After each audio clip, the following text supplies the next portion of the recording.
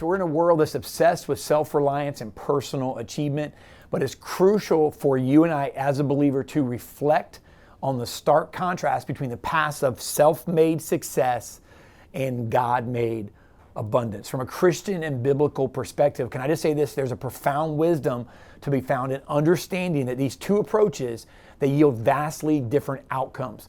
While self-made endeavors, listen, they seem enticing. They seem promising, right? They have instant gratification in many ways, and you get it all over social media, all from the world, right? And it's based upon worldly achievements that often lead to failure and emptiness. On the other hand, embracing a God-made journey leads to true success and an abundance that surpasses all expectations. Listen, there's this allure, right, of self-made success. We've all seen it. If you're in business, if you're an entrepreneur, or if you are, starting a new job or a new endeavor, the self-made success allure, right, lies in the illusion of control and the desire for immediate results, right? We want it now. Like it's not enough. Fast food's not enough. I've got to have it like now. The drive-through is taking too long.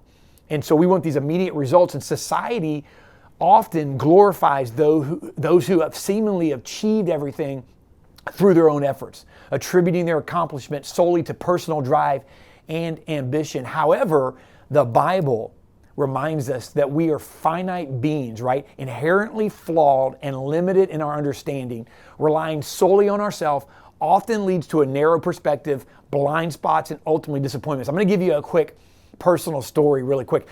Listen, you see these, it's funny because you see these tags on the back, right? When I think of self-made, one of the things I can picture in my mind is, the guy that's driving in the exotic car, right? Nothing wrong with an exotic car. I've got a nice car, but he's driving in the exotic car, and on the back it says self-made, or on the front there's a tag that says self-made, and it gives that allure that that's what's going to happen, right? That you did it, that you have the Midas touch. Somehow you have the ability to put your hands on it and it turns to gold. Can I just give you the reality as a believer? That's the illusion, right? That's the mirage, so to speak. But the reality is, sin will take you further than you want to go. It'll keep you longer than you want to stay, and it'll always cost you more than you want to pay. There's a self-made way, and then there's a God-made way.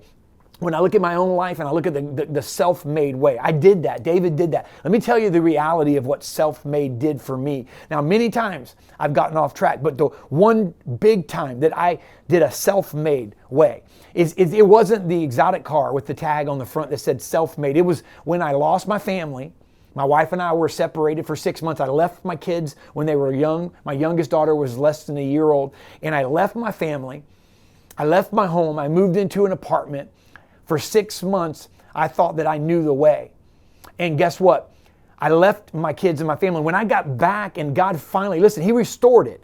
This is the testimony today. But what happened was that self-made way, what it led to is not the tag on the exotic car that said self-made, but I put that self-made tag on the $500 car that I had to buy because I had 2 vehicles repossessed. When we got back together, my self-made practices caused both of my vehicles to be repossessed. My wife, my kids, and I were evicted from our home. I lost my company. I lost everything and hit rock bottom, all while God was putting me back together with Him. But here's the deal. I remember taking $500 and buying a used old vehicle with no air condition from somebody because we needed a vehicle to get around. And you know what? I didn't put that self-made tag on that vehicle, but that self-made tag, that's what that led to. I'm going to tell you there's a difference in being self-made and God-made. In contrast, if you have a God-made success, it's rooted in recognizing our need for something greater than ourselves. It involves surrendering our pride, acknowledging that our abilities and achievements are gifts from a loving Creator. The biblical principle of seeking God's guidance, following His will, and trusting in His divine plan, it opens up a world of possibilities that's beyond our human comprehension. It's through this alignment with God's purpose that we can experience true fulfillment and abundant life. The pursuit of self-made success, here's the deal. It leads to a relentless chase for temporary pleasures. I'm going to say that again. It leads to a relentless, ongoing never satisfying, exhausting chase, never ending, only for temporary pleasure. As the world entices us with this immediate gratification, while sin may appear pleasurable for a season, it ultimately leaves you empty and unsatisfied. In contrast, God-made success invites us to seek a higher purpose, one that transcends momentary pleasures and aligns with God's eternal principles. By living according to His commandments and seeking His righteousness, we find lasting joy, lasting peace. We find true contentment. Embracing a God-made journey requires humility, faith, and perseverance. It means acknowledging that our own efforts will always fall short without the guiding hand of the divine. Come on. As we surrender our plans to God and trust in His sovereignty, we allow Him to work wonders in our life. His wisdom, His provision, His grace, they'll surpass anything that we could achieve on our own. Can I just say it this way? God's plans are always better than our plans. God's way is always better than our way. When we pursue His purpose, we think we're happy with the dreams that we had. But when we mix that and we put that dream and place it into a God-surrounded purpose, it's always going to leave us better. So we have to be inspired and motivated to choose the path of God-made success. Let us humbly surrender our desires. Let us lay down our ambitions. Let us take our plans and vet them against the one who knows us intimately and desires the best for us. In doing this, we'll experience a life filled with purpose, meaning, and abundance. And let me just say this, that far surpasses anything we could have achieved on our own. So remember this, true success lies not in our self-made endeavors, but embracing the God-made journey. So here's what I want to say over us today.